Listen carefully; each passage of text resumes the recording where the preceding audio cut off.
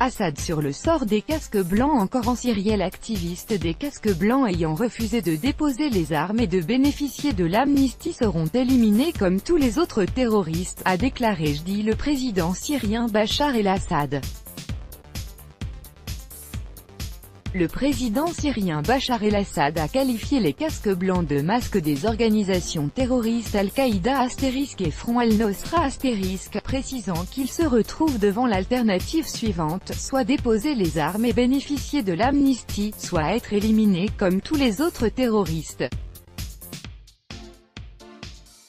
Le destin des casques blancs est le même que celui de n'importe quel autre terroriste.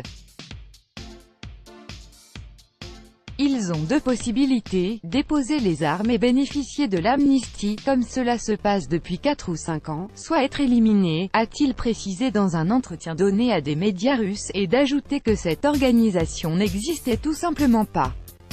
Ce n'est qu'un masque, le masque d'Al-Nosra *. Ils ont fui la Syrie.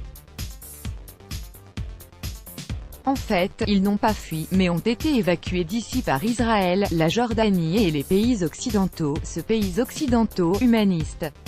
Et maintenant on a des témoignages sur la toile, nous pouvons voir des vidéos et des photos de ces mêmes membres de cette organisation avec des épées dans les mains et célébrant l'assassinat de soldats syriens au-dessus de leurs dépouilles.